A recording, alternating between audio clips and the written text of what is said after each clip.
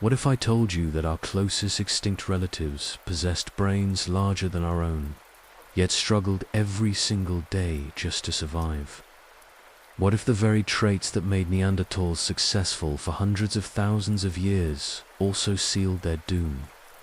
And what if the popular image of the brutish caveman couldn't be further from the truth about these sophisticated, caring, and remarkably human ancestors?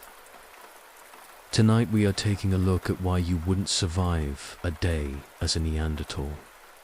We will look at the Schneider cave nomads and investigate the mystery behind the extinction of the Neanderthal. Welcome back to Boring History to Sleep, where we explore the forgotten corners of our past in soothing detail. I'm genuinely curious, where are you checking in from tonight? What time is it where you are? Whether you're winding down after a long day or settling in for the night, you've found the perfect place to let history carry you away. If you truly enjoy these boring history stories that help you relax and learn something new, I'd appreciate a gentle like and perhaps a subscribe. You're not just a viewer here, you're an important part of our growing community of history lovers who find peace in the past. Your continued support means everything to this channel, and I'm grateful for each and every one of you who joins me on these historical journeys. Feel free to comment below about what historical topic you'd like me to explore next, or simply check in and let me know how you're doing. Sometimes the best part of these videos is our little community connecting with each other. Before we begin tonight's journey to Ice Age Europe, you might want to turn the lights down low, maybe put a fan on for some gentle background noise. Get comfortable, because we're about to spend the next 2 hours with some of the most fascinating humans who ever lived. Tonight, we're traveling back between 400,000 and 40,000 years ago to walk alongside the Neanderthals, our closest extinct relatives. We'll experience their daily struggles, discover evidence of their surprising compassion, investigate the mystery of their disappearance, and immerse ourselves in their sophisticated family life. So, settle in, close your eyes if you'd like, and let's step into the world of Ice Age Europe. Why you wouldn't survive a day as a Neanderthal. Imagine waking up, not to an alarm clock, but to the sound of wind howling through the mouth of your cave. The temperature outside hovers around freezing, even though it's supposed to be summer. Your body, stocky and powerfully built, is designed for this cold, but that doesn't make survival any easier. Your brain, actually larger than that of modern humans, immediately begins calculating the day's survival requirements. You need roughly 4,000 to 5,000 calories today, nearly double what a modern human requires. And every single one of those calories must be hunted, gathered, or scavenged from an unforgiving landscape. This is your reality as a Neanderthal living in glacial Europe, and is far more challenging than most people realize. Your day begins with the ritual of checking your tools. These aren't crude rocks randomly chipped into shape, despite what popular media might suggest. Your stone tools represent sophisticated technology passed down through generations, each one carefully crafted using techniques that required genuine skill and intelligence. The Livallois technique you use to create your stone points involves a complex sequence of precise strikes, a method so advanced that it demonstrates forward planning and spatial reasoning that rivals modern human capabilities. But even the finest stone point is useless if you can't get close enough to your prey to use it. This is perhaps the greatest challenge of Neanderthal life, the constant, dangerous necessity of hunting megafauna at close range with nothing but wooden spears and stone points. Picture yourself tracking a woolly rhinoceros across the tundra. This massive creature, standing nearly 6 feet tall at the shoulder and weighing up to 4 tons, represents enough meat to feed your family group for weeks. But killing it requires getting close enough to drive your wooden spear deep into its vital organs. Close enough to feel its breath. Close enough to be trampled, gored, or crushed in an instant if something goes wrong. The archaeological evidence tells us that Neanderthal skeletons show injury patterns consistent with modern rodeo riders and professional athletes who regularly encounter large, dangerous animals. Broken ribs, fractured skulls, damaged vertebrae. These weren't occasional accidents, but routine, occupational hazards. Many Neanderthal remains show evidence of injuries that would have been temporarily or permanently disabling, requiring the support of the group to survive. Consider the implications of this hunting strategy. Every successful hunt was also a potential disaster. Every meal came at the risk of losing a family member, a friend, someone whose knowledge and experience were irreplaceable in your small group. Your social unit likely consisted of only 20 to 30 individuals, meaning that each person represented a significant portion of your community's accumulated wisdom, genetic diversity, and emotional bonds. The physical demands of your daily life extend far beyond hunting. Your robust build and massive muscle mass require constant fuel, but the Ice Age environment provides no easy calories. There are no abundant fruit trees, no reliable grain harvests, no domesticated animals to provide steady nutrition. Every calorie must be earned through tremendous effort and considerable risk. Your typical day might involve tracking animals across miles of frozen terrain, your powerful legs carrying your heavy frame through snow and ice while your keen eyes read subtle signs in the landscape that would be invisible to modern humans. Your sense of smell, more acute than ours, picks up the faint scent of a mammoth herd from remarkable distances. Your hands, stocky and strong, maintain their dexterity even in temperatures that would leave modern humans fumbling helplessly with cold.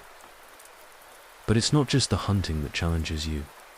Gathering plant foods requires intimate knowledge of seasonal cycles, understanding which roots remain nutritious beneath the frozen ground, which bark can provide emergency sustenance, which plants might offer medicinal properties when someone in your group falls ill or suffers injury.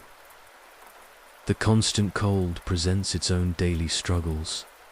Your clothing, expertly crafted from animal hides and furs, provides better insulation than most modern humans realize, but it requires constant maintenance.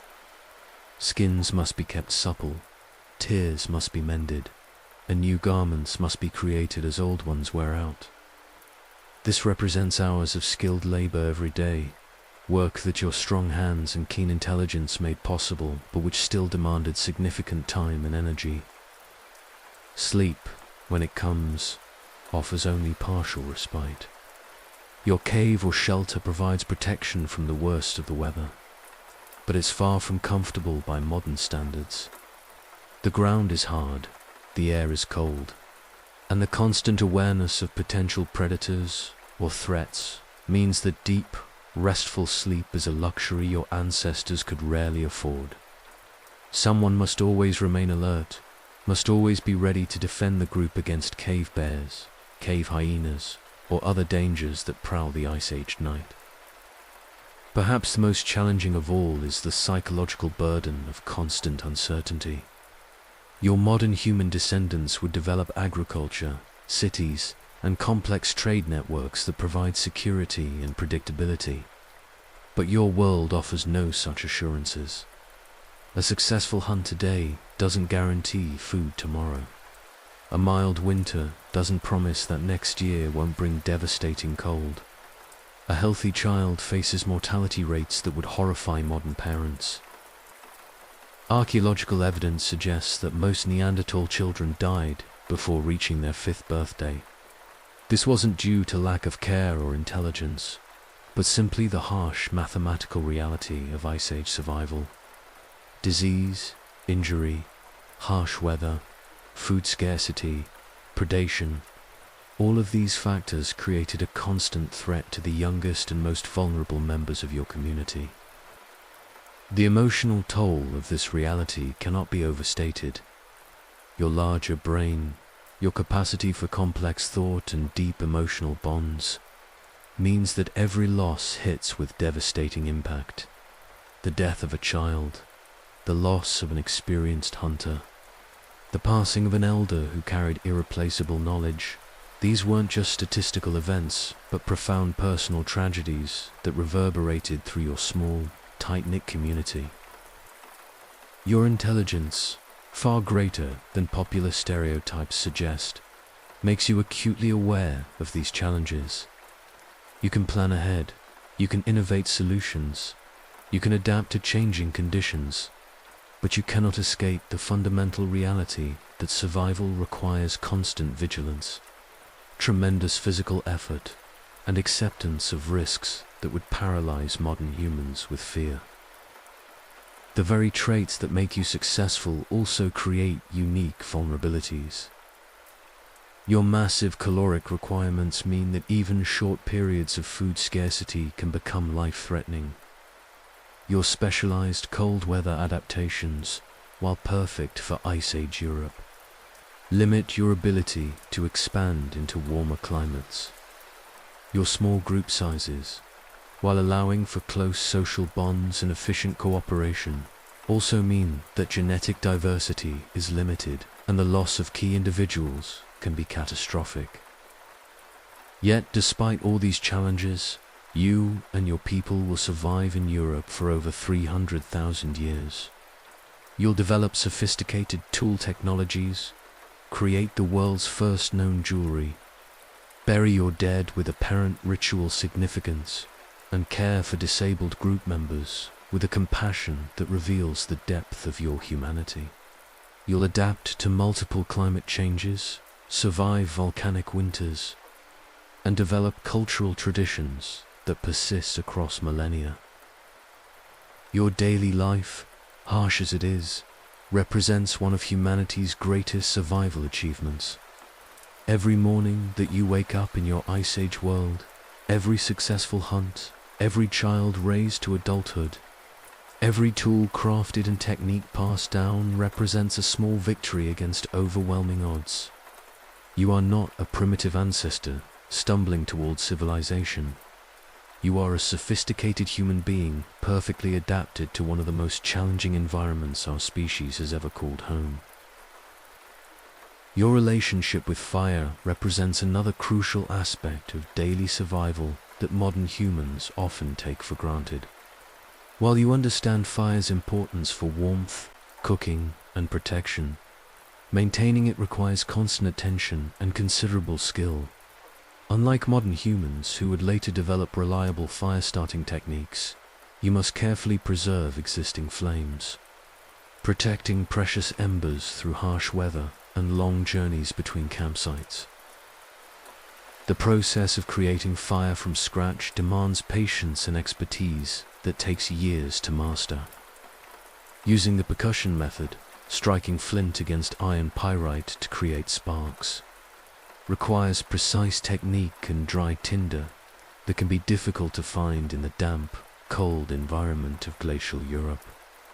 A single mistake, a moment of carelessness, or an unexpected storm can extinguish your fire, leaving your family group in immediate danger. Without fire, meat becomes nearly impossible to digest efficiently. Your already massive caloric requirements become even harder to meet, and the bitter cold of Ice Age nights becomes potentially lethal. The responsibility of firekeeping often falls to specific individuals, whose knowledge and vigilance can mean the difference between life and death for the entire group. Your tool maintenance represents another endless cycle of necessary work. Stone tools become dull with use and must be regularly resharpened through careful knapping. Wooden spear shafts crack and break under the stress of hunting large animals. Hide containers wear out and require replacement. The hafts that bind stone points to wooden handles loosen and must be retied with sinew or plant fibers. Each of these maintenance tasks requires specialized knowledge passed down through generations. the technique for properly preparing sinew, the best wood types for different tools, the specific angle needed to resharpen a stone blade without breaking it. All of this represents accumulated wisdom that your community cannot afford to lose, where the prediction becomes a matter of survival rather than convenience. Your keen observation skills allow you to read subtle changes in wind patterns, cloud formations, and animal behavior that signal approaching storms or temperature changes. A miscalculation can mean being caught in a blizzard without adequate shelter, facing conditions that can kill even your cold-adapted physiology within hours. The dangers you face extend beyond environmental challenges and hunting accidents to include encounters with other predators competing for the same resources. Cave bears, massive creatures that can weigh up to 1,500 pounds and stand nearly 12 feet tall on their hind legs, occasionally challenge your occupation of the best cave shelters. These confrontations require careful assessment of risk versus reward, as the protection offered by a well-positioned cave might be worth the danger of displacing its current occupant, or it might be wiser to seek alternative shelter rather than risk catastrophic injuries in a battle with such a formidable opponent. Cave hyenas present another persistent threat, particularly to children and injured group members who might be vulnerable to their pack hunting tactics. These powerful predators, considerably larger than their modern African relatives, possess bone-crushing jaws capable of breaking open the largest bones to access the nutritious marrow inside. They're intelligent, opportunistic hunters who have learned to follow Neanderthal groups at a distance, hoping to scavenge kills or find moments of vulnerability when they might pick off a lone individual. The psychological weight of this constant vigilance cannot be underestimated. Unlike modern humans, who can relax behind locked doors and trust in social systems that provide security, your awareness must remain heightened at all times. The rustling of vegetation might signal approaching prey or advancing predators. The distant sound of breaking branches could indicate a mammoth herd moving through your territory or a rival Neanderthal group encroaching on your hunting grounds. Every sensory input requires interpretation. Every moment demands assessment of potential threats and opportunities. Your relationship with the landscape itself represents another dimension of daily survival that requires intimate knowledge accumulated over generations. You know every water source within your territorial range, understanding which streams remain unfrozen during the harshest winters and which springs provide the cleanest, most reliable drinking water. You recognize subtle changes in vegetation that indicate the presence of edible roots beneath the surface, even when snow covers the ground and obscures visual cues that would guide less experienced foragers. The tracking skills you've developed through years of practice allow you to reconstruct entire narratives from the faintest traces left in mud, snow, or disturbed vegetation. A slight depression in the soil tells you not only that a reindeer passed this way, but also its approximate size. How long ago it traveled this route, whether it was moving quickly or slowly, and possibly even its physical condition based on the depth and spacing of its tracks. This information becomes crucial for planning hunts, as understanding animal movement patterns and behavior allows you to position yourself for the highest probability of success. Your sense of time operates on multiple scales simultaneously, from the immediate awareness of daylight hours remaining for hunting to the broader understanding of seasonal cycles that govern resource availability throughout the year. You know that certain plants produce edible seeds only during specific weeks of late summer, that particular fish species migrate upstream at predictable times, that certain rock formations trap snow in ways that create reliable water sources, even during dry periods. This temporal awareness extends to understanding the multi-year cycles that affect game populations, You've noticed that some prey species experience population booms every few years, followed by periods of scarcity. You recognize that harsh winters correlate with increased mortality among young animals, which will affect hunting success in subsequent seasons. This long-term ecological understanding allows for planning that extends beyond immediate needs, to encompass preparations for predictable future challenges. The social dimensions of daily survival add another layer of complexity to your existence. Every interaction with other group members carries significance beyond the immediate exchange. Sharing your food generously today creates obligations that might prove crucial when you're the one in need tomorrow. Demonstrating exceptional skill during a hunt enhances your status within the group, potentially influencing decisions about mate selection, resource distribution, and leadership roles in future activities. These social calculations occur constantly, often below the level of conscious awareness. As you navigate the intricate web of relationships that binds your small community together, you must balance personal interests against group needs, assert your own capabilities while respecting the expertise of others, and maintain relationships that provide emotional support and practical assistance in times of crisis. The physical toll of your lifestyle accumulates gradually but relentlessly over time. By your mid-20s, your body already shows signs of where that would alarm modern observers. Your joints ache from years of traversing rough terrain while carrying heavy loads. Your teeth, worn down from using them as tools to process hides and plant fibers, make eating increasingly difficult. Old injuries that never quite healed properly create lingering pain that you've learned to work through because survival allows no time for recuperation beyond the absolutely essential. Yet despite these hardships, despite the constant challenges and ever-present dangers, you find moments of genuine satisfaction and even joy in your daily life. The successful completion of a difficult hunt brings a rush of accomplishment that modern humans might struggle to understand. The sight of your children mastering new skills fills you with pride and hope for the continuation of your lineage. The warmth of the fire after a long, cold day provides comfort that feels almost transcendent in its simple perfection. Your aesthetic sense, often overlooked in discussions of prehistoric life, finds expression in subtle ways throughout your daily activities. You choose stone materials for their color and texture, as well as their functional properties, appreciating the way certain flints produce particularly beautiful flakes, or how specific ochres create pleasing red pigments.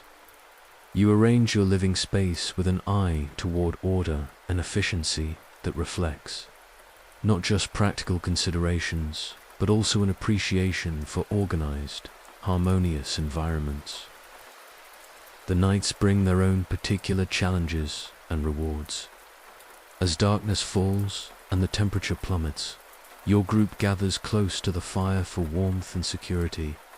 The dancing flames create shifting patterns of light and shadow on the cave walls, sometimes forming shapes that capture your imagination and inspire stories about the world beyond your immediate experience. The sounds of the night, the howling wind, the distant calls of predators, the crackling of burning wood, create an acoustic environment that is simultaneously threatening and oddly comforting in its familiarity. Your dreams, when sleep finally comes, likely reflect the concerns and experiences that dominate your waking hours. You dream of successful hunts and dangerous encounters, of lost loved ones and hoped for futures, of landscapes remembered from seasonal migrations and caves that offered shelter during past winters. These dreams serve not just as random neural activity, but as mental rehearsals for future challenges, opportunities to process complex emotional experiences, and perhaps even sources of creative inspiration for solving practical problems. The story of your daily struggles illuminates not just the hardships of Neanderthal life, but the remarkable resilience, intelligence, and humanity of our closest extinct relatives.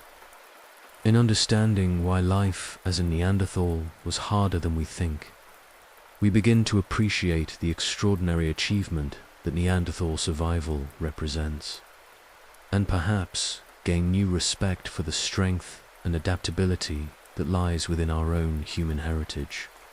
The Shanidar Cave, Neanderthals' evidence of ancient compassion. In the rugged Zagros Mountains of northern Iraq, nestled within a limestone cave that overlooks a valley carved by thousands of years of geological time, lies one of archaeology's most profound discoveries. Shanidar Cave, first excavated in the 1950s by American archaeologist Ralph Seletsky, has yielded evidence that fundamentally changed our understanding of Neanderthal society and challenged every assumption about prehistoric brutality and primitive behavior. The story begins with the painstaking excavation of ancient sediments, layers of earth that had accumulated over tens of thousands of years, each one containing traces of the people who once called this cave home. As Seletsky and his team carefully brushed away millennia of dust and debris, they uncovered not just bones and stone tools, but evidence of something far more remarkable. The first clear signs that Neanderthals possessed a capacity for compassion, ritual, and care that rivals our own. The cave itself provided an ideal shelter for Ice Age peoples. Its entrance faces south, capturing precious sunlight during the brief daylight hours of winter. The interior extends deep into the mountainside, offering protection from harsh weather while maintaining enough airflow to support fires without dangerous smoke accumulation. Archaeological evidence suggests that Neanderthals occupied this cave intermittently for over 60,000 years, making it one of the longest continuously used human habitations ever discovered. But it was the discovery of 10 individual Neanderthal burials that transformed our understanding of these ancient people. Unlike the scattered, disarticulated bones found at many archaeological sites, these remains were found in deliberate arrangements, carefully placed in shallow graves that had been intentionally excavated within the cave floor. The implications were staggering. These weren't simply bodies left where they died, but evidence of purposeful burial practices that suggested complex beliefs about death, afterlife, and the importance of treating the deceased with respect.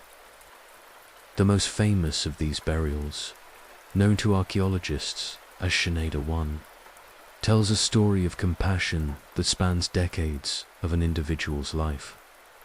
This middle-aged Neanderthal male, who lived approximately 45,000 years ago, survived with disabilities that would have made independent survival virtually impossible. His right arm had been amputated above the elbow, likely due to injury or infection, leaving him unable to participate in the demanding hunting activities that sustained his community. His left eye socket showed evidence of damage that would have severely impaired his vision, and his right leg and foot displayed signs of injury that would have caused a permanent, painful limp. In the harsh world of Ice Age survival, such disabilities typically meant death. The constant movement required to follow game animals, the physical demands of hunting and gathering, the need for every individual to contribute to group survival. All of these factors should have made it impossible for a severely disabled person to survive for any extended period. Yet the evidence from Shanidar 1's skeleton indicates that he lived for years, possibly decades, after sustaining these injuries. This survival was only possible through the deliberate care and support of his community. Other members of his group would have needed to provide him with food, assist with his mobility, and ensure his safety during the dangerous migrations that characterized Neanderthal life.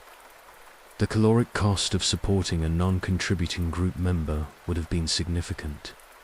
Yet his people chose to bear this burden rather than abandon him to die. The implications extend far beyond simple survival assistance.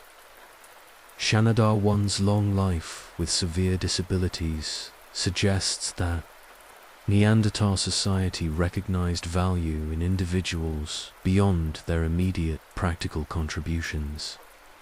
Perhaps his knowledge, his experience, his role as a repository of cultural information, or simply his value as a beloved family member, warranted the significant investment required to keep him alive and integrated into the community.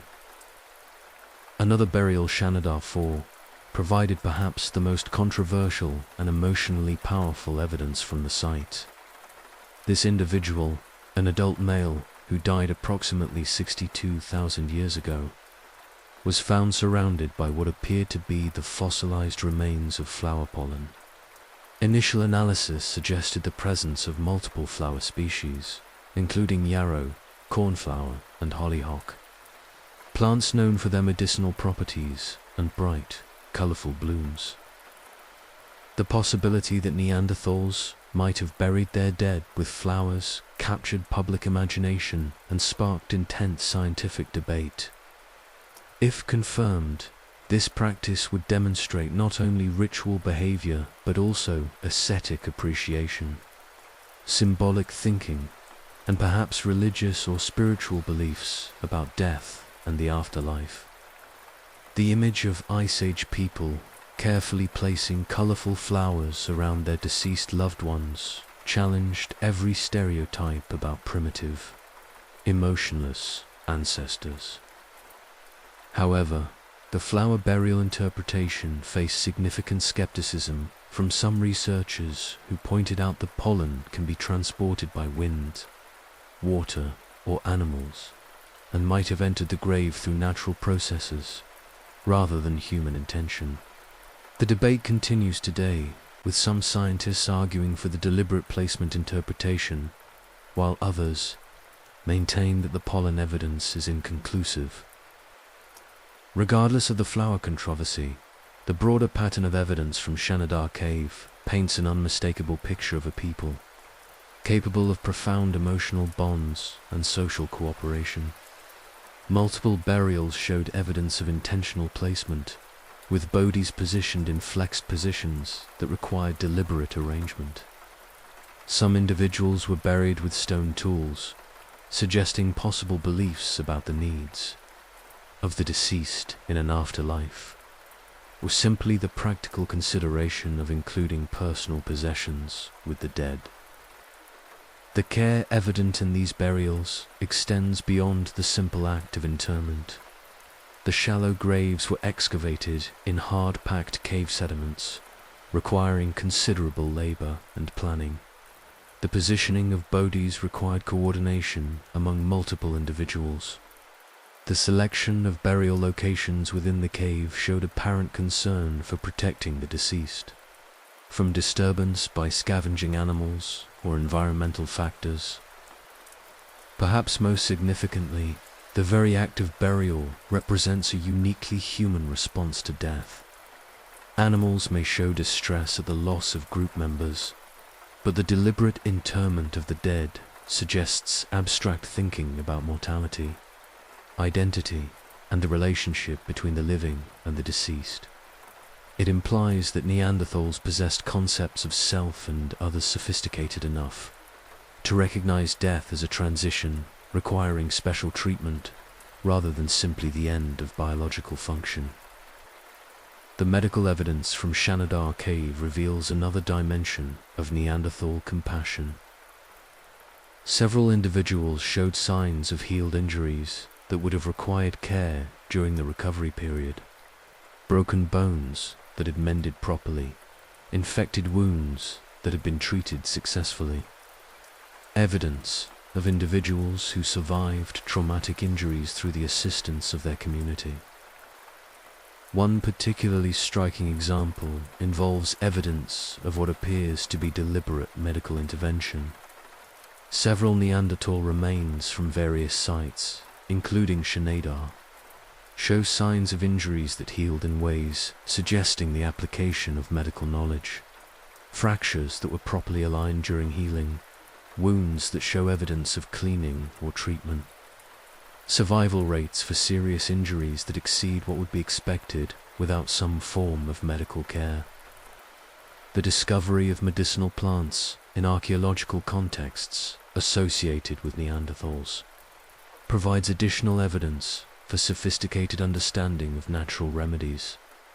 While the flower burial remains controversial, other sites have yielded evidence of plants, known for their healing properties in contexts that suggest intentional use rather than accidental inclusion.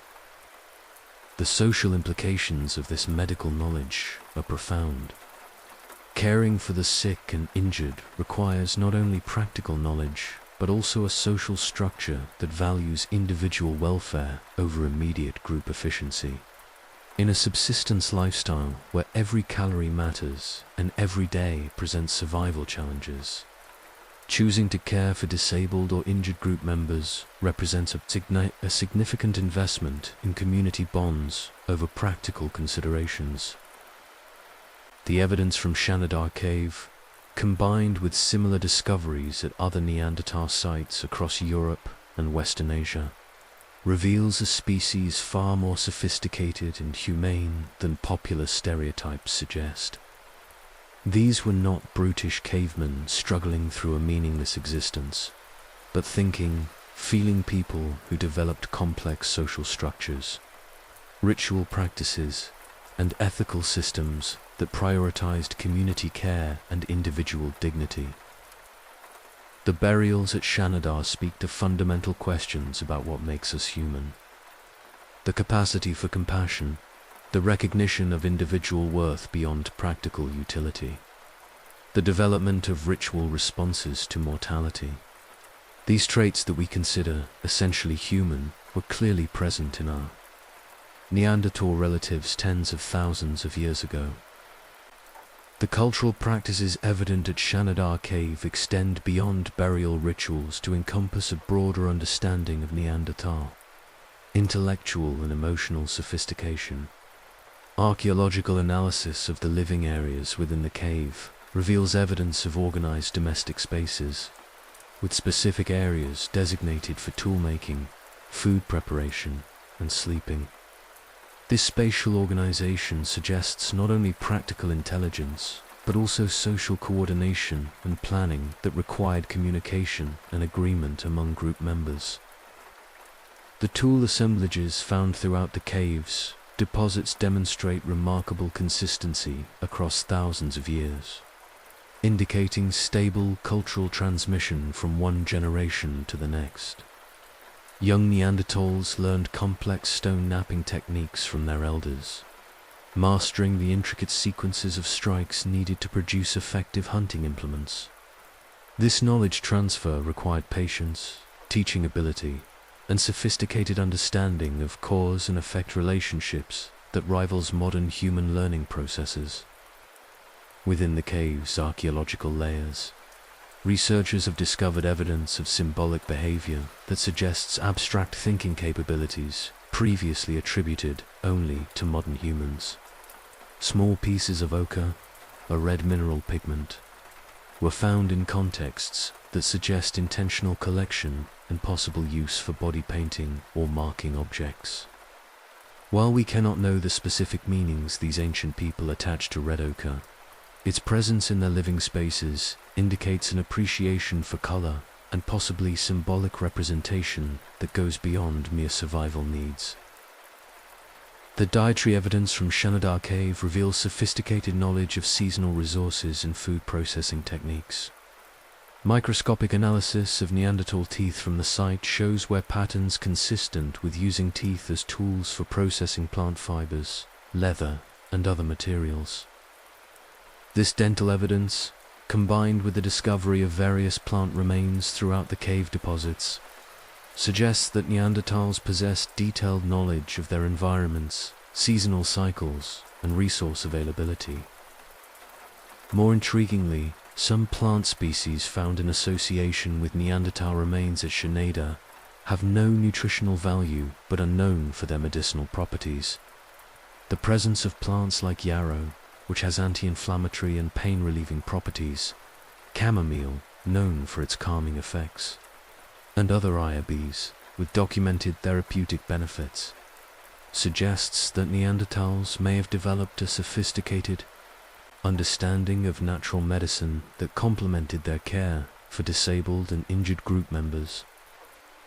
The evidence for self-medication and herbal knowledge becomes even more compelling when considered alongside the dental analysis, revealing that some Neanderthals at Shanidar consumed bitter, potentially toxic plants that would only be eaten if their medicinal benefits were understood and valued. This suggests not only knowledge of plant properties, but also the ability to weigh immediate discomfort against long-term health benefits, a form of abstract reasoning that requires considerable cognitive sophistication.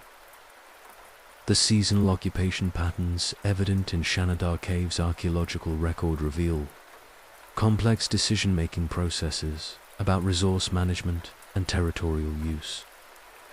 The cave was not continuously occupied, but rather used as a seasonal shelter during specific times of year, likely when local game animals were most abundant or when weather conditions made other shelters unsuitable. This pattern suggests long-term planning and intimate knowledge of regional ecology that extends far beyond simple day-to-day survival. The social implications of this seasonal site use are equally significant. Coordinating group movements, timing arrivals to coincide with optimal resource availability, and maintaining knowledge of multiple seasonal camps across a territory requires communication systems, leadership structures, and collective memory that indicate sophisticated social organization. The ability to plan months in advance, to coordinate group activities across seasons, and to maintain cultural knowledge about territorial resources represents cognitive and social achievements that demand recognition and respect. Perhaps most remarkably, the evidence from Shanidar Caves suggests that Neanderthal groups returned to the same locations across thousands of years, maintaining cultural continuity and territorial knowledge across hundreds of generations. This long-term site fidelity indicates not only practical intelligence, but also emotional attachment to place, cultural transmission of territorial knowledge, and possibly spiritual or symbolic connections to specific locations that transcended mere survival utility. The genetic evidence extracted from Neanderthal remains at Shanidar has contributed to our understanding of their population structure and social organization. DNA analysis reveals evidence of small, interconnected groups that maintained genetic exchange across considerable distances, suggesting sophisticated social networks and communication systems that allowed for mate exchange and cultural transmission between otherwise isolated communities. These genetic insights, combined with the archaeological evidence for compassionate care, ritual behavior, and complex social organization, paint a picture of Neanderthal society that challenges every assumption about prehistoric life. The people who occupied Shanidar Cave were not struggling to achieve humanity, but were already living lives of remarkable social complexity, emotional depth, and intellectual sophistication.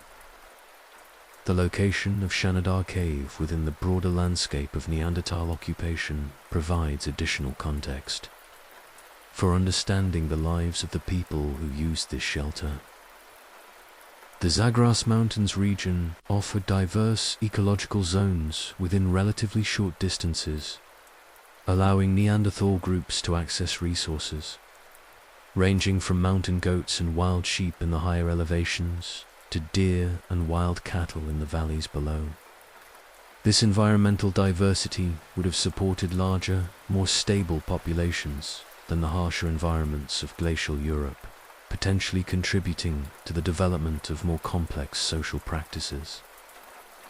The stratigraphy of Shanidar Cave, the layers of sediment accumulated over tens of thousands of years, reveals a rich record of changing environmental conditions and human adaptations to these shifts.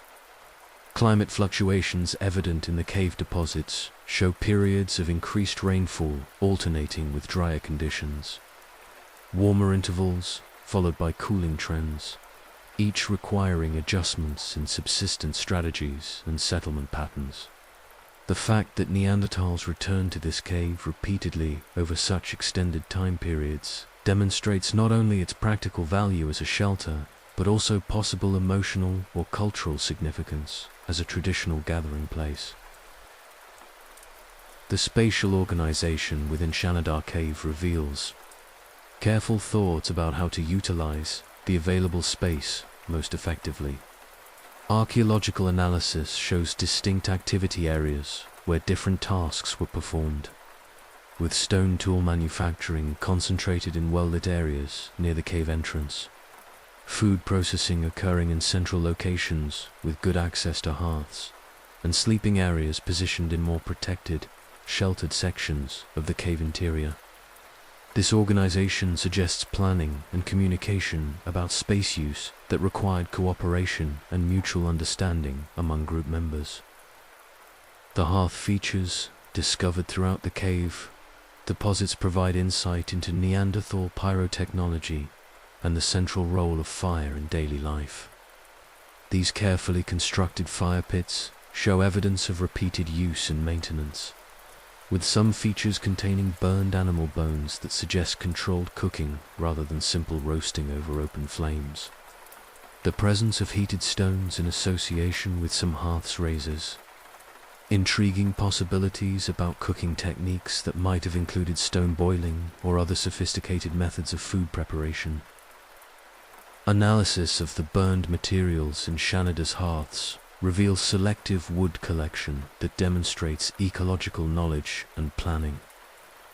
The charcoal remains show preference for specific tree species that burn hot and long, produce minimal smoke, and were presumably gathered from known locations within the surrounding territory. This selective fuel collection required understanding of tree species identification, knowledge of their burning properties, and planning to ensure adequate fuel supplies were available when needed. The children who lived and died in Shanidar Cave represent some of the most poignant evidence for Neanderthal emotional life and child-rearing practices. Several juvenile burials show the same care and deliberate placement as adult interments, suggesting that Neanderthals mourned their children and considered them worthy of the same burial rituals accorded to adult group members. The high infant and child mortality rates, evident in the skeletal remains, remind us of the harsh realities of Ice Age life, but the careful burial of these young individuals speaks to the emotional bonds between parents and children that transcended practical considerations. One particularly moving discovery involves the burial of an infant alongside what appears to be an adult female, possibly the child's mother. While we cannot know with certainty the relationship between these individuals or the circumstances of their deaths, the proximity of their burials and the care taken in their interment suggests family bonds and grief that would be immediately recognizable to modern parents who have experienced the loss of a child. The tool assemblages found at Shanidar provide evidence for regional variation in Neanderthal technology and possible cultural traditions that distinguish different populations.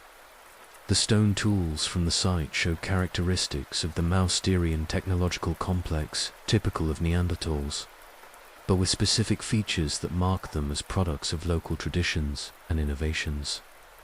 This regional variability in toolmaking styles suggests that Neanderthal groups developed distinct cultural identities based on shared traditions and accumulated knowledge specific to their territories. Some of the stone tools from Shanidar show evidence of hafting, the attachment of stone points to wooden handles using binding materials like sinew, plant fibers, or natural adhesives.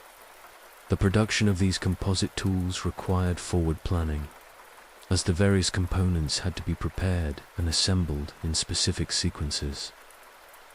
The presence of hafted tools speaks to technological sophistication and the ability to conceptualize and execute complex manufacturing processes that required multiple steps and careful timing.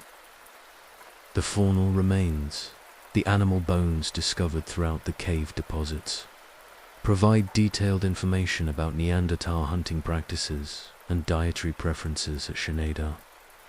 The bones represent a wide range of species, including wild goats, sheep, cattle, deer, and smaller mammals, indicating diverse hunting strategies and opportunistic exploitation of available resources. The butchery marks on these bones show systematic processing that maximized meat recovery and suggest possible practices of preserving meat through drying or smoking for later consumption. Interestingly, some of the animal bones from Sheneda show evidence of having been used as tools after the meat was removed.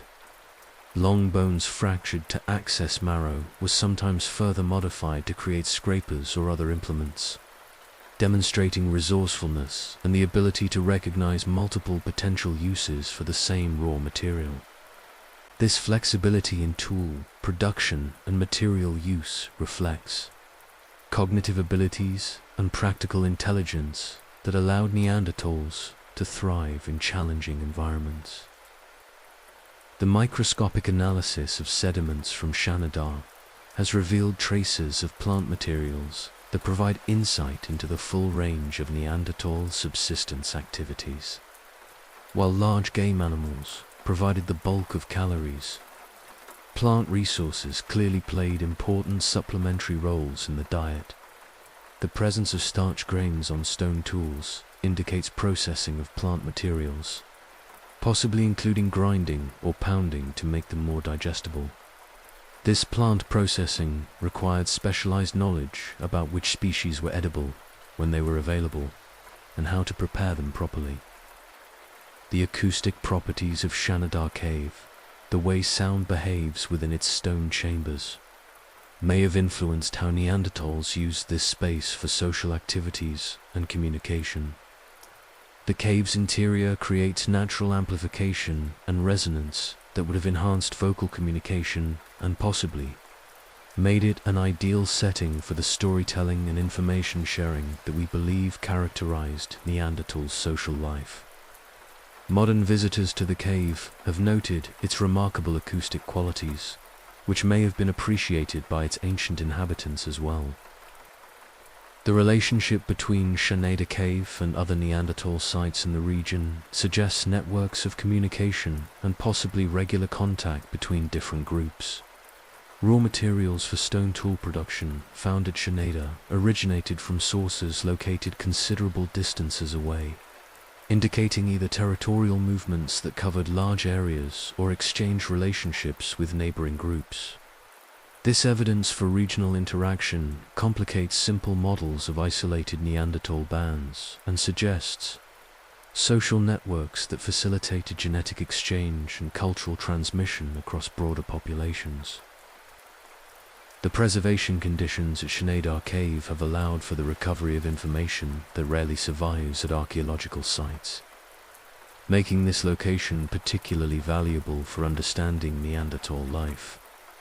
The relatively stable environment within the cave, protected from the most extreme weathering and erosion, has preserved delicate materials and microscopic evidence that provides unprecedented insight into daily activities, dietary practices, and environmental conditions.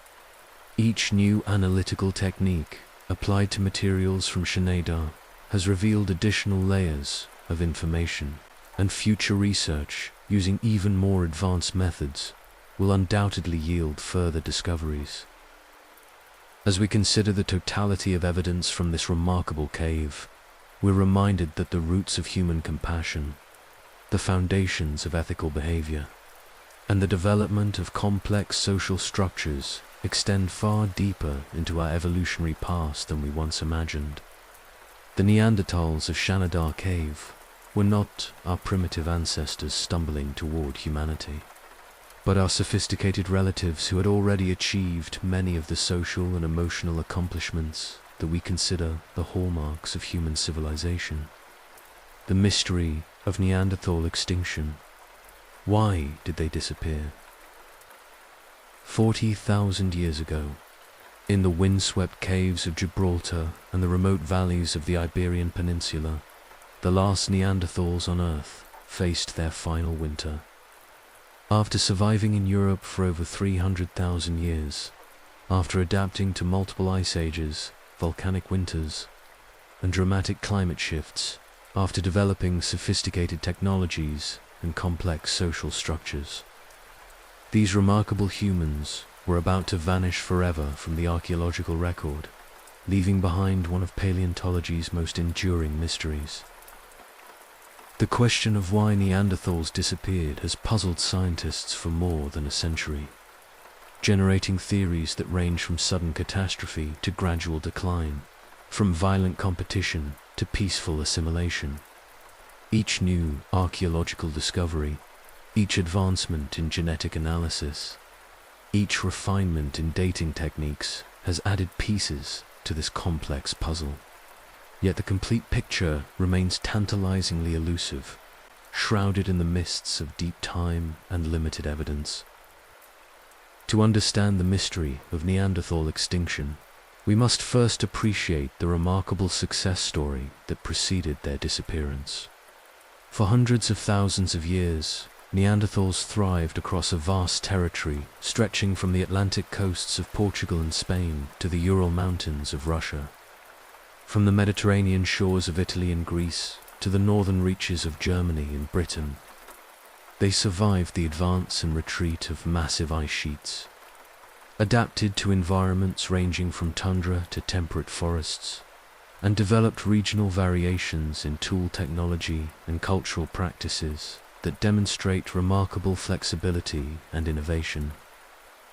Their success was built on a foundation of sophisticated adaptations perfectly suited to Ice Age Europe. Their robust physiques, with short limbs and barrel chests, minimized heat loss in frigid environments. Their large nasal cavities warmed and humidified incoming air, protecting their lungs from the harsh, dry cold of glacial periods. Their massive muscle mass and dense bones provided the strength needed for close contact hunting of dangerous megafauna. Their large brains, averaging 1,500 cubic centimeters, compared to the modern human average of 1,350, supported complex toolmaking, social cooperation, and environmental knowledge that allowed them to flourish where other species failed. Yet despite these advantages, despite their proven ability to survive dramatic environmental changes, despite their intelligence and adaptability, Neanderthals began to disappear from the archaeological record around 40,000 years ago, just as another human species was expanding across Europe. The timing of this disappearance, coinciding with the arrival of anatomically modern humans, has led many researchers to conclude that competition with our own species played a crucial role in Neanderthal extinction. The competitive displacement theory suggests that modern humans possessed subtle but crucial advantages that allowed them to outcompete Neanderthals for resources and territory. These advantages might have included more sophisticated hunting technologies, more efficient social organization, superior communication abilities, or greater adaptability to changing environmental conditions. Over time, the argument goes, these small advantages would have accumulated, gradually reducing Neanderthal populations until they reached a critical threshold below which recovery became impossible. Archaeological evidence does support some aspects of competitive displacement. Modern human sites from this period often contain more diverse tool assemblages, suggesting greater technological sophistication. Evidence of long-distance trade networks, elaborate artwork, and complex symbolic behavior appears earlier and more frequently in modern human sites than in contemporary Neanderthal contexts. Modern humans seem to have exploited a wider range of environments and food sources, possibly giving them greater flexibility during periods of environmental stress. However, the competitive displacement model faces significant challenges when confronted with the detailed archaeological record. Recent discoveries have revealed that Neanderthals possessed many of the supposedly advanced capabilities once attributed exclusively to modern humans. They created sophisticated composite tools, produced symbolic artifacts including jewelry and cave paintings, engaged in long-distance transport of raw materials, and demonstrated cultural innovations that parallel those of contemporary modern humans. More puzzling still, the timeline of Neanderthal disappearance shows significant regional variation that seems inconsistent with a simple competition model. In some areas, Neanderthals disappeared relatively quickly after modern humans arrived, while in others, the two species apparently coexisted for thousands of years. Some regions show evidence of cultural exchange between the two groups, including the adoption of modern human tool technologies by Neanderthals and possible sharing of symbolic practices. Climate change represents another major factor in extinction theories, though its role remains hotly debated among researchers.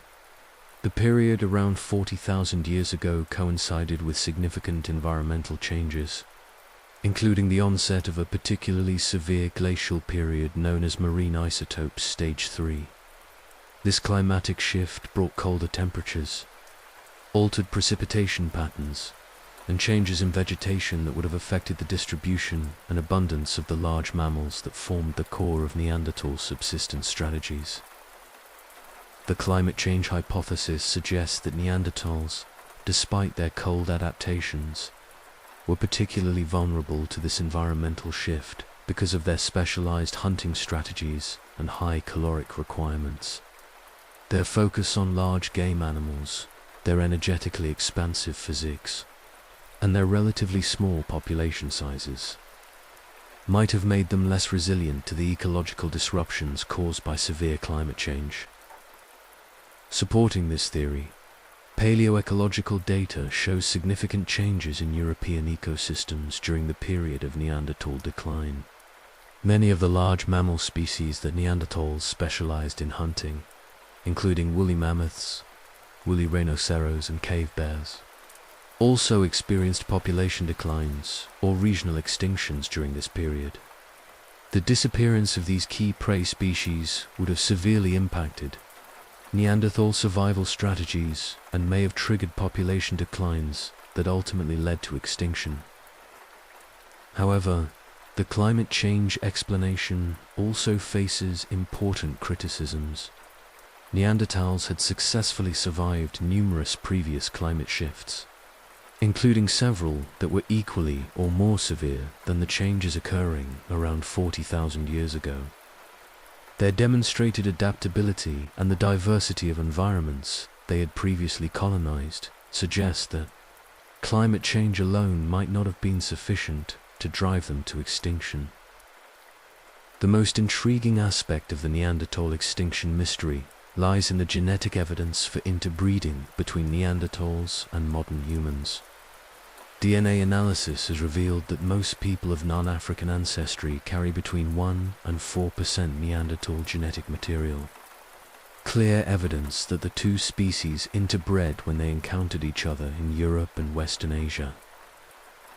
This genetic legacy complicates simple extinction narratives by suggesting that Neanderthals didn't completely disappear, but rather were absorbed into the expanding modern human population through interbreeding. The assimilation model proposes that small Neanderthal populations, weakened by environmental pressures or demographic challenges, gradually merged with larger modern human groups through intermarriage and cultural exchange. The pattern of Neanderthal genetic material in modern human genomes provides clues about how this process might have occurred. Neanderthal DNA is not randomly distributed throughout our genomes, but shows specific patterns that suggest some genes provided adaptive advantages, while others were selected against. Neanderthal variants of immune system genes, for example, appear to have been beneficial for modern humans adapting to European environments, while Neanderthal versions of some developmental genes seem to have been disadvantageous and were gradually eliminated. Demographic factors represent another crucial piece of the extinction puzzle that has gained increasing attention from researchers. Computer models of Neanderthal population dynamics suggest that their small group sizes and low population densities made them inherently vulnerable to extinction through random demographic fluctuations, even without external pressures from competition or climate change. The concept of demographic stochasticity explains how small populations can disappear simply through chance events that affect birth and death rates. In a population of only a few hundred individuals, a series of harsh winters, disease outbreaks, or hunting accidents could reduce numbers below the minimum threshold needed for recovery. Neanderthal populations, scattered across Europe in small, semi-isolated groups, would have been particularly susceptible to this kind of demographic collapse. Recent genetic analysis has provided support for the demographic vulnerability hypothesis by revealing evidence of population bottlenecks and reduced genetic diversity in late Neanderthal populations. The genetic evidence suggests that Neanderthal populations were declining and becoming increasingly isolated for thousands of years before their final extinction, creating conditions that would have made recovery from demographic crises increasingly difficult. The volcanic winter hypothesis represents one of the most dramatic potential explanations for Neanderthal extinction, focusing on the catastrophic environmental effects of a massive volcanic eruption that occurred approximately 39,000 years ago. The companion ignimbrite eruption in southern Italy was one of the largest volcanic events in the northern hemisphere during the past 200,000 years, ejecting enormous quantities of ash and sulfur compounds into the atmosphere. The resulting volcanic winter would have caused global cooling, reduced sunlight, acid rain, and widespread ecosystem disruption across Europe and Western Asia.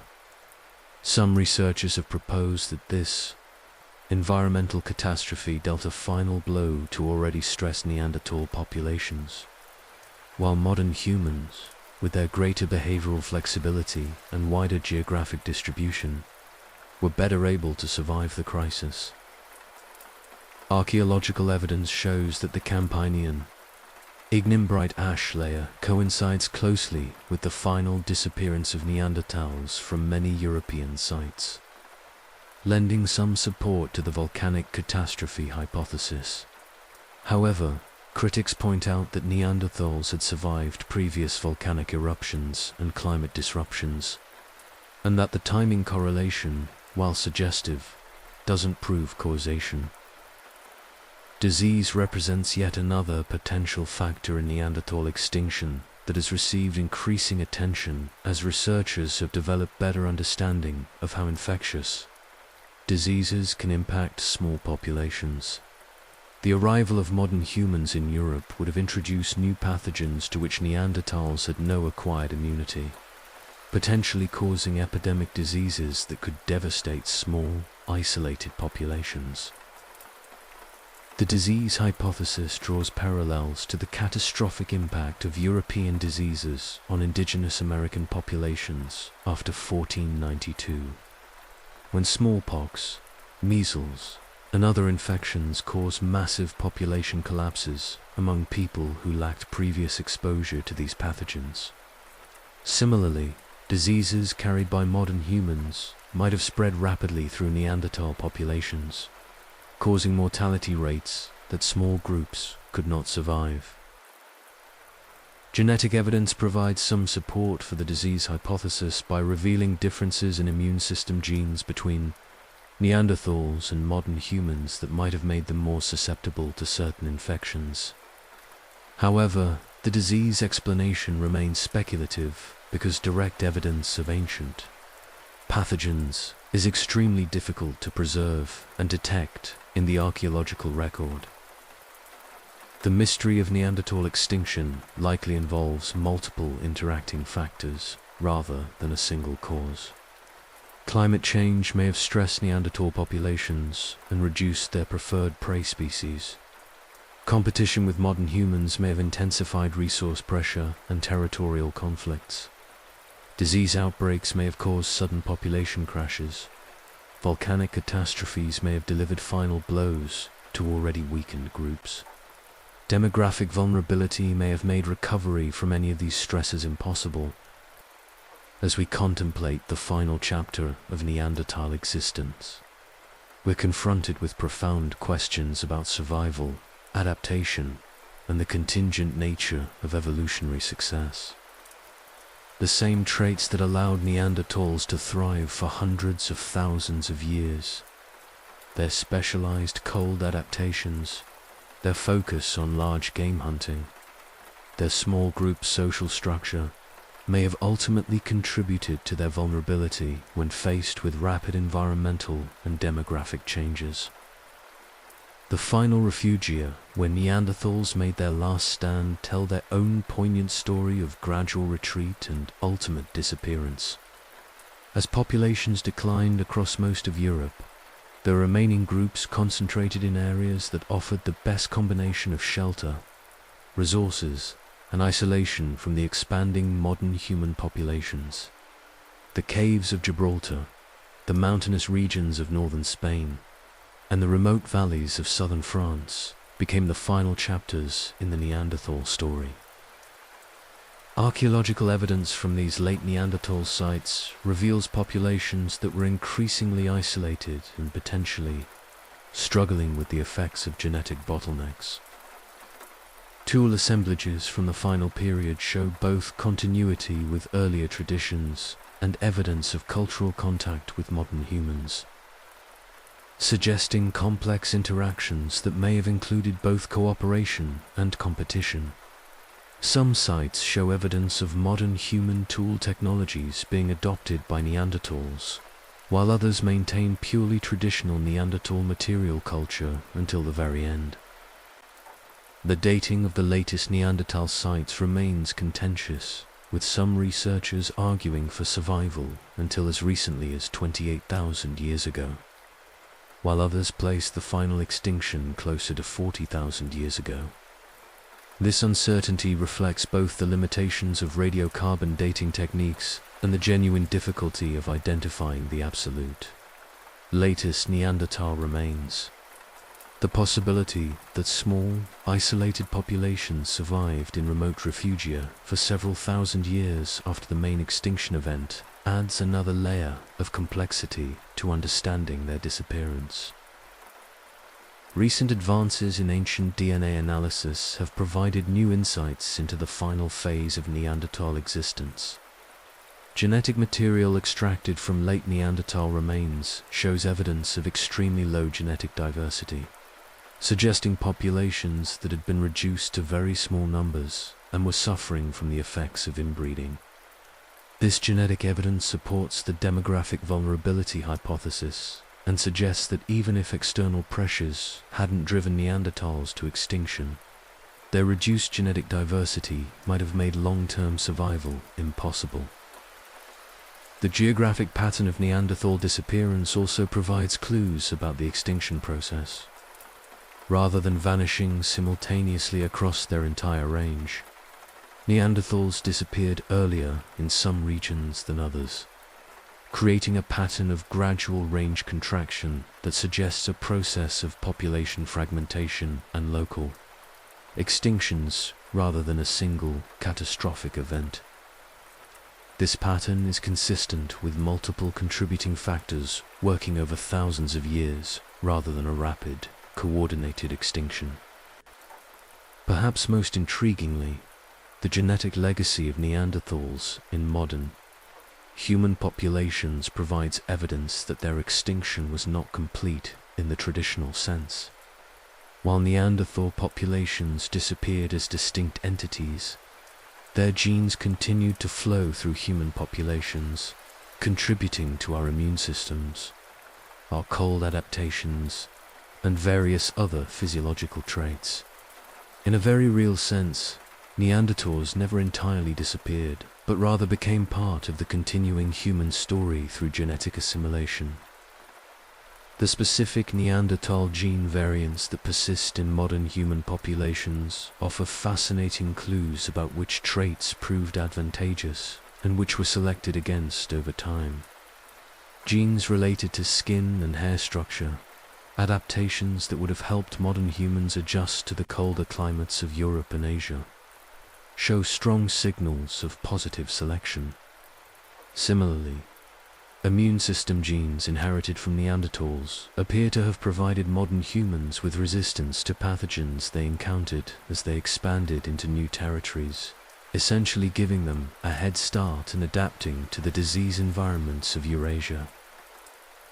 Conversely, some regions of modern human genomes show notable absence of Neanderthal DNA, suggesting that certain Neanderthal gene variants were actively harmful when introduced into modern human populations. These Neanderthal deserts in our genomes often include genes related to fertility and embryonic development, hinting that genetic incompatibilities between the two species may have reduced the fitness of hybrid offspring and contributed to the ultimate absorption of Neanderthal populations into the larger modern human gene pool.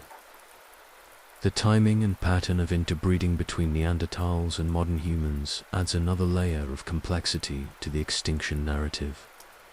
Genetic analysis suggests that most of the Neanderthal DNA in modern human genomes derives from interbreeding events that occurred relatively early in the contact period, roughly 50,000 to 60,000 years ago, rather than continuing throughout the millennia of potential contact.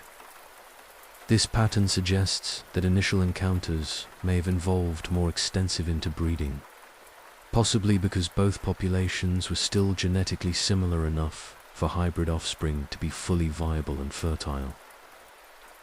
The social dynamics of these interbreeding events remain subjects of intense speculation and debate among researchers. Did modern human groups actively incorporate Neanderthal individuals through peaceful mate exchange? Or did interbreeding occur through less consensual encounters? Were hybrid offspring fully accepted into either parent population, or did they face social stigma that affected their reproductive success?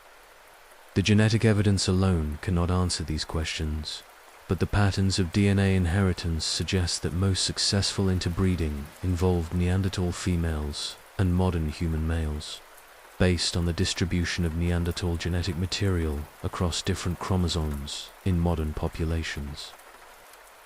The role of language and communication differences in Neanderthal extinction has generated considerable speculation. Though direct evidence remains frustratingly elusive, some researchers have proposed that modern humans possessed more sophisticated language, capabilities that gave them advantages in social coordination, information sharing, and cultural transmission. The anatomical evidence from Neanderthal hyoid bones and vocal tract reconstructions suggests they were physically capable of producing complex vocalizations similar to modern human speech, but whether they actually developed language systems of comparable sophistication remains uncertain. If modern humans did possess more advanced language abilities, this could have provided subtle but significant advantages in multiple domains. More precise communication about hunting strategies, environmental conditions, and resource locations could have improved foraging efficiency. More effective teaching methods could have accelerated skill transmission across generations. More complex social coordination could have allowed for larger group sizes and more elaborate cooperation networks. Over thousands of years, these small advantages might have accumulated to give modern humans decisive competitive edges. The archaeological evidence for technological innovation during the period of Neanderthal decline provides mixed signals about the role of cultural advancement in extinction dynamics. Some regions show modern humans developing new tool technologies, more efficient hunting weapons, and innovative resource processing techniques during the contact period. However, Other areas reveal Neanderthals also innovating, sometimes apparently adopting technologies from modern humans, and sometimes developing their own unique solutions to environmental challenges. The Chattelperonian culture, a technological tradition found at several late Neanderthal sites in France and northern Spain, exemplifies the complexity of cultural interactions during this period. These assemblages include sophisticated bone tools, personal ornaments, and other artifacts that were once considered exclusively modern human innovations. Whether Neanderthals independently invented these technologies, learned them through observation of modern human groups, or acquired them through direct cultural exchange remains debated, but the presence of advanced cultural materials in late Neanderthal contexts undermines simple narratives of technological inferiority leading to extinction. The energetic and nutritional requirements that served Neanderthals well during earlier periods may have become critical vulnerabilities as environmental conditions changed and competition intensified. Their robust physiques and massive muscle mass perfectly adapted for the intense physical demands of Ice Age hunting, required enormous caloric intake that became increasingly difficult to maintain as prey populations declined and competition for resources increased. Modern humans, with their more gracile builds and lower caloric requirements, could survive on fewer resources and potentially maintain viable populations in environments that could no longer support Neanderthal groups. This energetic vulnerability would have been particularly acute during the environmental instability that characterized the period around 40,000 years ago. Rapid climate fluctuations created boom and bust cycles in prey populations, with periods of abundance alternating with times of severe scarcity. Neanderthal groups, with their high baseline caloric needs and specialized hunting focus, would have struggled during scarcity periods, while modern humans, with their more diverse subsistence strategies and lower energy requirements, could more easily weather these fluctuations. The archaeological evidence for subsistence diversification supports this interpretation, showing that modern humans exploited a broader range of resources, including fish, birds, small mammals, and diverse plant foods that Neanderthals seemed to utilize less intensively. This dietary flexibility would have provided crucial advantages during environmental disruptions when traditional prey species became scarce. The development of specialized technologies for exploiting these diverse resources, including fishing equipment, bird snares, and plant processing tools, gave modern humans access to nutritional sources that could supplement or replace large game hunting when necessary. The cumulative impact of multiple small disadvantages represents perhaps the most likely extinction scenario, one that doesn't require any single catastrophic event or dramatic inferiority on the part of Neanderthals. Small differences in reproductive rates, marginal advantages in resource competition, slightly higher vulnerability to certain diseases, modest disadvantages in social network size, and incremental differences in technological innovation could have combined over thousands of years to produce inexorable population declines that eventually reached a point of no return. Computer models of Neanderthal population dynamics demonstrate that even very small differences in demographic parameters, differences so subtle they would be nearly impossible to detect in the archaeological record, could produce extinction outcomes over the multi-millennial timescales involved. A modern human population with just 2% higher reproductive success or 2% lower mortality rates could eventually replace a Neanderthal population even without any direct competition or conflict, simply through differential population growth rates compounding over hundreds of generations.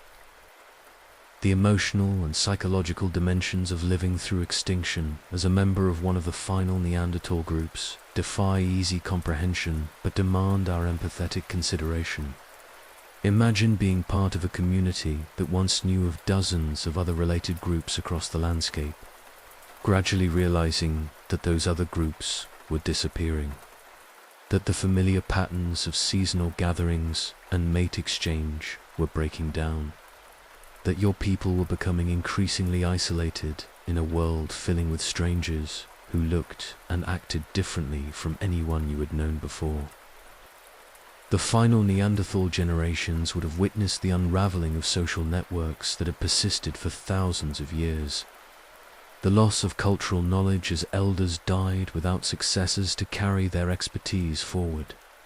The genetic consequences of increased inbreeding as populations shrank and mate selection became limited, and the psychological toll of declining group sizes and increasing isolation. These social and demographic stresses would have compounded the practical challenges of survival, creating a downward spiral from which recovery became progressively more difficult. The story of Neanderthal extinction serves as a sobering reminder of how quickly even successful species can disappear when faced with the right combination of environmental pressures, competitive challenges, and demographic constraints.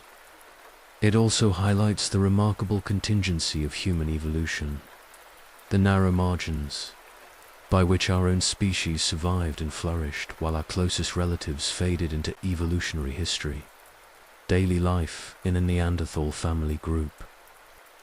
The morning sun filters through the entrance of your cave, casting long shadows across the carefully organized living space that your family group has called home for the past several months. The flickering light illuminates a scene of domestic activity that would be recognizable to modern humans in its fundamental patterns, yet utterly unique in its Ice Age context. Children play with carved wooden toys while learning essential survival skills through imitation. Adults tend to various tasks with the focused concentration of people whose lives depend on getting every detail right. Elders share stories and knowledge while their experienced hands continue to work on tools and crafts with decades of accumulated skill. Your family group consists of approximately 20 individuals spanning 3 generations, a social unit small enough to maintain intimate personal relationships, yet large enough to provide security, shared labor, and the genetic diversity necessary for long-term survival. This carefully balanced group size represents one of the most successful social innovations in human evolutionary history, a sweet spot between the efficiency of small numbers and the resilience of larger communities. The social structure within your group reflects complex relationships that extend far beyond simple kinship ties. Leadership roles shift depending on the situation, with the most experienced hunters directing major hunts, the most knowledgeable individuals guiding decisions about seasonal movements, and respected elders mediating disputes and maintaining cultural traditions. This flexible hierarchy allows your group to respond effectively to different challenges while maintaining social cohesion and minimizing conflict. Within this social framework, individual personalities and talents find expression in ways that contribute to group survival and cultural richness. Some members excel at tracking animals across difficult terrain, reading subtle signs in disturbed vegetation or faint scent traces that others might miss. Others possess exceptional skill at tool-making, their hands capable of producing stone implements with an elegance and functionality that borders on artistry. Still others demonstrate remarkable knowledge of plant resources, seasonal timing, and environmental patterns that prove crucial during times of scarcity. Your own role within the group has evolved over years of experience and demonstrated competence. Perhaps you're recognized as one of the most reliable hunters, someone whose patience and skill can be counted on during the crucial moments when a successful kill means the difference between feast and famine. Or maybe your strength lies in tool production, your understanding of stone fracture patterns and napping techniques making you invaluable for maintaining the group's technological needs. The daily routine begins before dawn with the careful tending of fires that have been maintained throughout the night. This responsibility rotates among group members, but it's never taken lightly. The person assigned to fire duty rises, while others still sleep, adding fuel with practiced efficiency, ensuring that the flames continue to provide warmth and protection against the predators that prowl the darkness beyond your cave entrance. As the group gradually awakens, the cave fills with the quiet sounds of morning preparations. Tools are checked and gathered, weapons are inspected for damage or wear, and decisions are made about the day's activities based on weather conditions, available resources, and the group's immediate needs. These morning consultations involve everyone whose experience might be relevant, creating a democratic process that values expertise over formal authority. The organization of daily tasks reflects both practical necessity and sophisticated social cooperation. Hunting parties form based on the type of prey being pursued, with different combinations of individuals chosen for their complementary skills. Mammoth hunting requires the participation of nearly every adult member. Their coordinated efforts are essential for bringing down such massive prey safely. Smaller game might be pursued by just 2 or 3 skilled hunters, allowing others to focus on gathering plant resources, tool maintenance, or childcare. The children in your group occupy a special position that reflects both their vulnerability and their crucial importance as carriers of cultural knowledge into the future. From an early age, they participate in group activities at a level appropriate to their abilities, learning through observation and imitation rather than formal instruction. A 5-year-old might help gather kindling for fires, learning to recognize the types of wood that burn best while contributing meaningfully to group survival needs. As children grow older, their education becomes more specialized and intensive. Adolescents begin accompanying hunting parties as observers, learning to read animal behavior, track prey across diverse terrain, and understand the complex timing and coordination required for successful group hunts. They practice with smaller weapons on less dangerous prey, gradually building the skills and confidence needed to become full participants in the group's most critical survival activities. The crafting of tools provides another crucial educational opportunity, with experienced toolmakers taking young apprentices under their guidance. The process of learning to knap stone tools requires years of practice, beginning with simple tasks like preparing raw materials and gradually progressing to the complex sequences of precise strikes needed to create sophisticated hunting implements.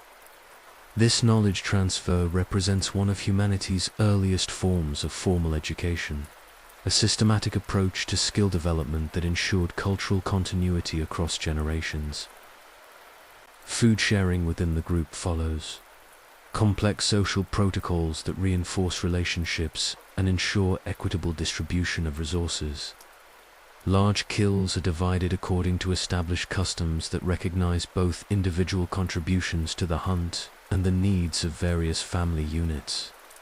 The hunter who delivered the killing blow might receive choice portions, but pregnant women, nursing mothers, young children, and elderly members also receive priority access to the most nutritious parts of the carcass. These sharing practices extend beyond simple caloric distribution to encompass the social and emotional bonds that hold the group together. Meals become occasions for storytelling, planning, and social interaction that strengthen relationships and maintain group cohesion. The act of sharing food reinforces mutual dependence and creates obligations that bind individuals to the group's welfare even when personal interests might conflict with collective needs. The evening hours, when hunting and gathering activities wind down, provide opportunities for the cultural activities that distinguish human societies from other social species. Toolmaking continues by firelight, with skilled craftspeople working on complex projects that require extended periods of concentrated effort. The production of composite tools, weapons that combine stone points with carefully prepared wooden shafts and sinew bindings, demands hours of meticulous work that often extends across multiple days. Storytelling represents perhaps the most distinctively human aspect of Neanderthal evening activities. Around the flickering flames that provide warmth and light, experienced group members share knowledge about hunting techniques, territorial boundaries, seasonal patterns, and historical events that shape the group's collective memory.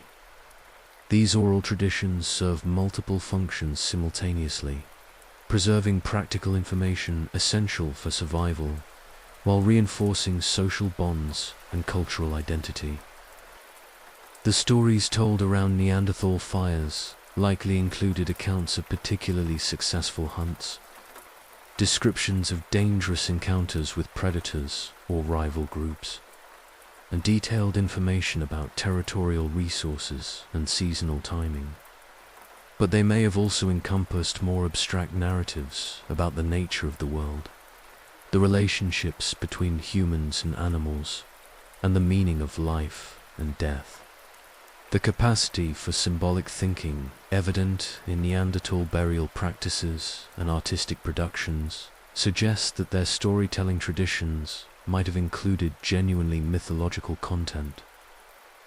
Conflict resolution within the group requires sophisticated social skills and established procedures for maintaining harmony in close quarters.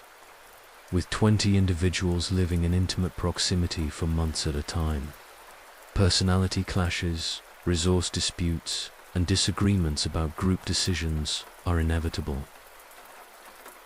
The successful management of these conflicts determines whether the group maintains the cooperation essential for survival or fragments into smaller, less viable units. Evidence from Neanderthal skeletal remains suggests that serious violence within groups was relatively rare, indicating effective mechanisms for managing social tensions before they escalated to dangerous levels. These conflict resolution strategies likely involved respected elders serving as mediators, established customs for addressing grievances, and social pressure that encouraged compromise and accommodation over confrontation. The relationships between different family groups represent another crucial aspect of Neanderthal social organization that required careful management and sophisticated communication skills. Periodic encounters with other groups provided opportunities for mate exchange, information sharing, and resource trading that were essential for maintaining genetic diversity and cultural innovation. These intergroup relationships had to balance the benefits of cooperation against the risks of competition and territorial conflict. Archaeological evidence suggests that Neanderthal groups maintained regular contact with neighbors across considerable distances, exchanging raw materials for tool making and possibly sharing information about game movements and environmental conditions. The discovery of stone tools made from materials that originated hundreds of kilometers from where they were found indicates trade networks or territorial movements that required peaceful relationships between multiple groups. The seasonal cycles that dominated Neanderthal life created rhythms of activity that shaped both individual experiences and group dynamics. Spring brought opportunities for hunting young animals and gathering early plant resources, but also the challenges of unpredictable weather and territorial movements that disrupted established patterns.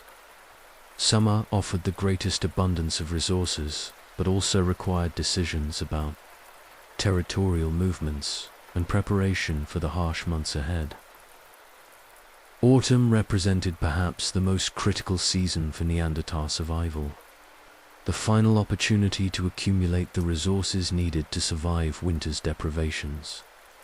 The success or failure of autumn hunting expeditions could determine whether the group would thrive or suffer during the months of cold and scarcity that lay ahead. These seasonal pressures created intense periods of coordinated activity that tested every aspect of group organization and individual skill. Winter brought the group together in their most secure shelters for extended periods of close cohabitation that could either strengthen social bonds or create tensions that threatened group stability. The long, dark months required careful resource management, sophisticated food preservation techniques, and social activities that maintained morale and group cohesion when outdoor activities were limited by harsh weather conditions. The care of the sick and injured within Neanderthal family groups represents one of the most touching aspects of their social organization. Archaeological evidence reveals individuals who survived serious disabilities for extended periods. Clear indication that group members were willing to invest significant resources in caring for those who could no longer contribute directly to survival activities. This compassionate behavior suggests emotional bonds and ethical systems that valued individual welfare over immediate practical considerations. The medical knowledge evident in Neanderthal sites includes understanding of wound treatment, bone setting, and possibly herbal medicine that allowed groups to maintain the health of their members more effectively than simple trial and error would permit. The presence of medicinal plants in archaeological contexts associated with injured or disabled individuals suggests systematic approaches to healthcare that complemented the social support systems that enabled long-term survival of group members with special needs. The reproductive patterns within Neanderthal family groups reflect careful balance between biological imperatives and social realities. Women likely gave birth every 3 to 4 years, spacing that allowed mothers to devote intensive care to each infant while managing the demands of a mobile lifestyle and harsh environmental conditions. This birth spacing, longer than what would be biologically possible with unlimited resources, suggests some form of fertility management through extended nursing, nutritional constraints, or possibly cultural practices that regulated reproduction according to group capacity to support additional children.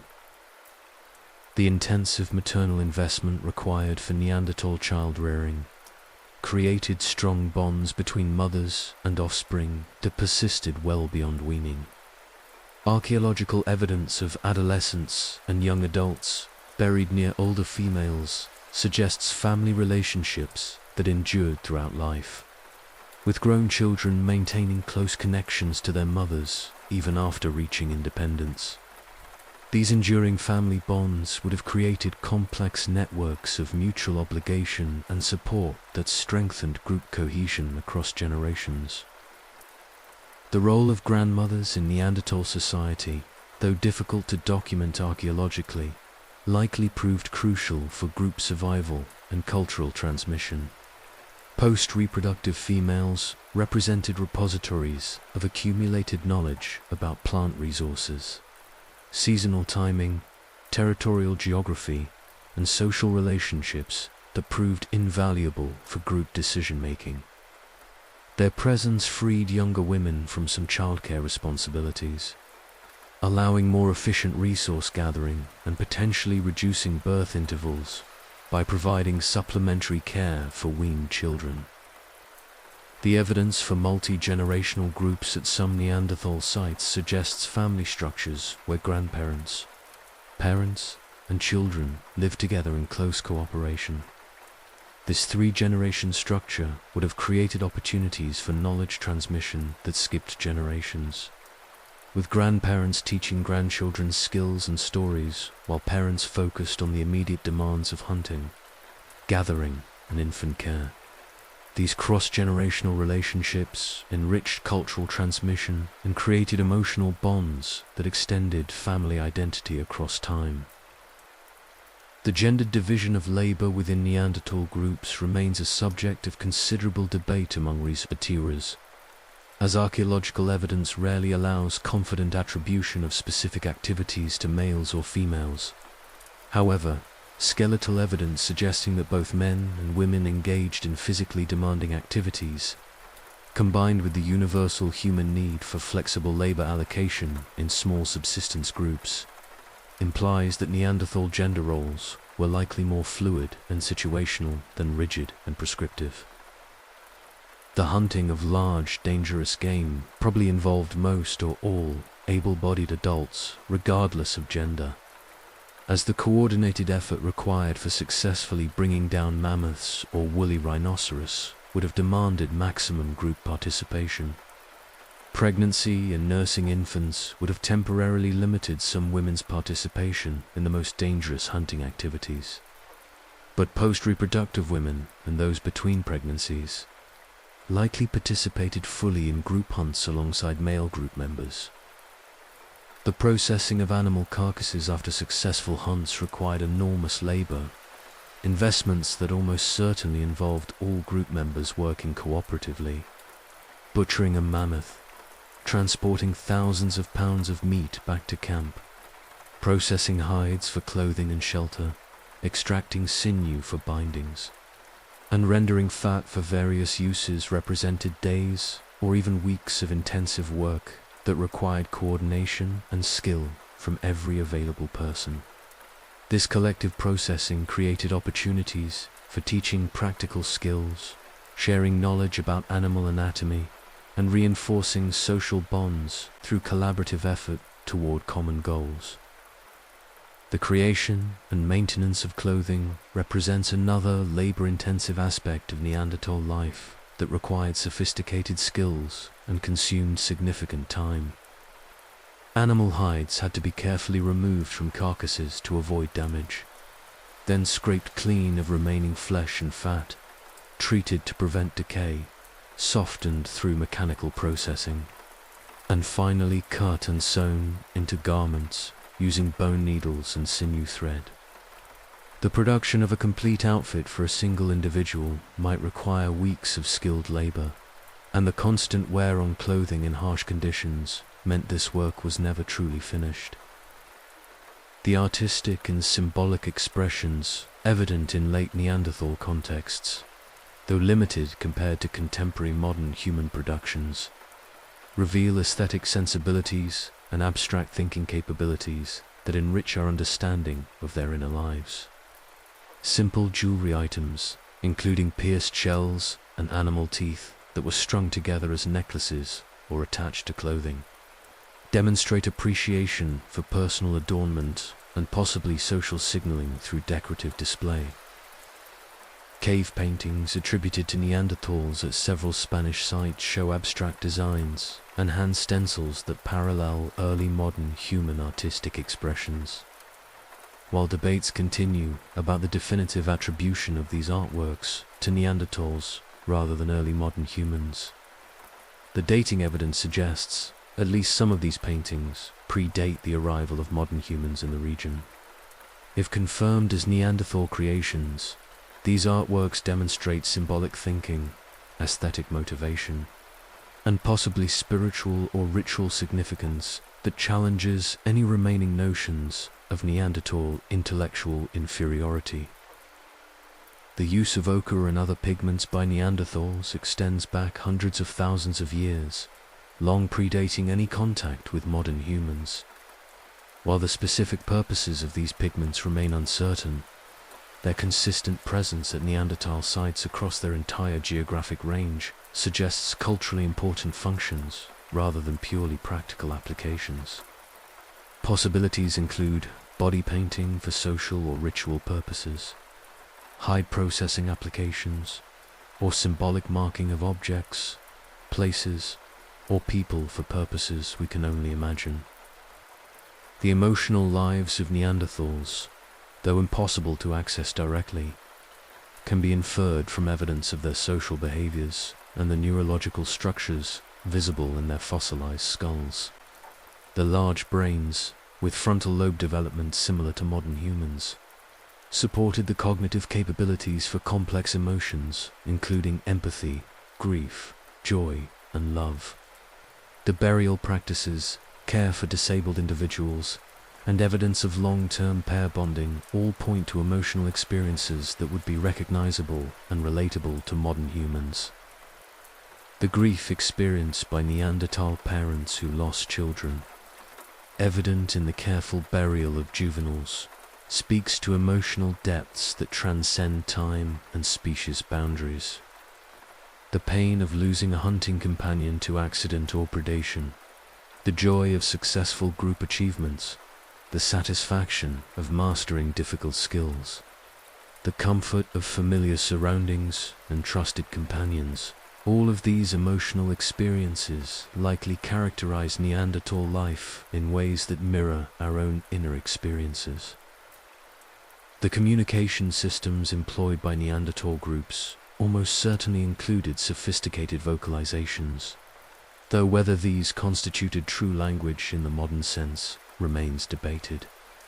Their hyoid bones, which support the tongue and larynx, show anatomy similar to modern humans, suggesting vocal capabilities that could produce the range of sounds necessary for complex speech. However, anatomical capability doesn't prove actual linguistic use, and some researchers argue that Neanderthal communication may have relied more heavily on gesture, facial expression, and non-verbal cues than modern human language systems. Regardless of the specific mechanisms, Neanderthals clearly possessed communication abilities sufficient for teaching complex skills, coordinating group activities, sharing information about territorial resources, and maintaining the social relationships that bound their communities together. The transmission of sophisticated stone tool technologies across thousands of years demonstrates that whatever communication systems they employed were adequate for preserving and passing forward detailed technical knowledge that required precise sequences of actions and careful attention to subtle material properties. The play behavior of Neanderthal children, though leaving few direct traces in the archaeological record, almost certainly mirrored the playful exploration and skill practice observed in all human societies, and indeed in most mammalian species. Children would have engaged in mock hunting games, practicing with small weapons on non-dangerous targets, developing throwing accuracy and stalking skills through playful competition. They would have created simple tools as practice pieces, gradually mastering napping techniques through trial and error under the watchful guidance of patient adults. The social play that prepared children for adult roles in the community would have included collaborative activities requiring cooperation and communication, building miniature shelters, organizing mock expeditions to gather imaginary resources, creating and following rules for group games. All of these childhood activities would have developed the social skills and collaborative capabilities essential for survival in tightly bonded Neanderthal family groups.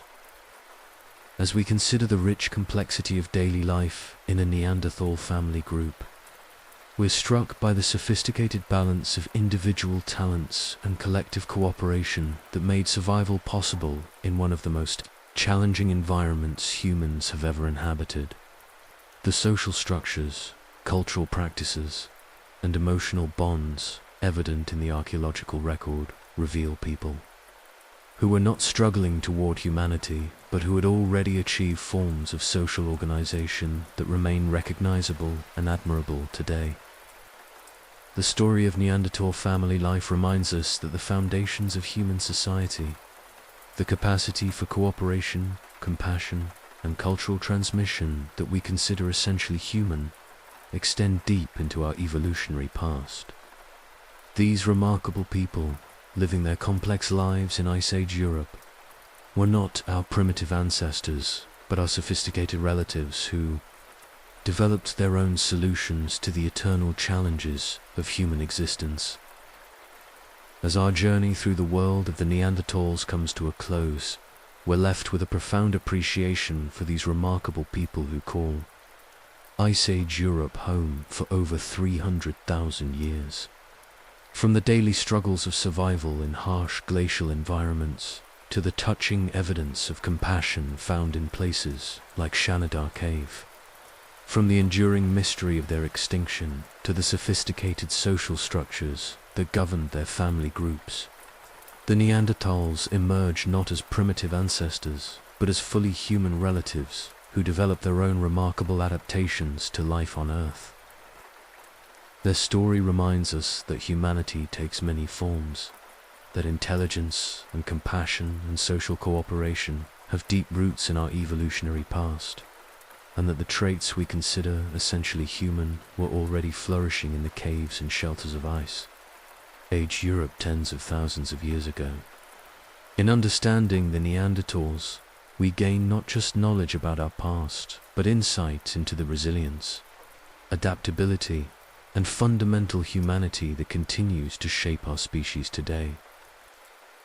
Thank you for joining me on this peaceful exploration of our ancient relatives. I hope this story has provided you with the calm, detailed history that helps you find rest and reflection. Sweet dreams, and remember that you carry within your very DNA the legacy of these remarkable people who faced the challenges of survival with intelligence, courage, and compassion that still inspires us today. Until our next historical journey together, rest well, knowing that the strength and humanity of the Neanderthals flows through the continuing story of our species. Good night.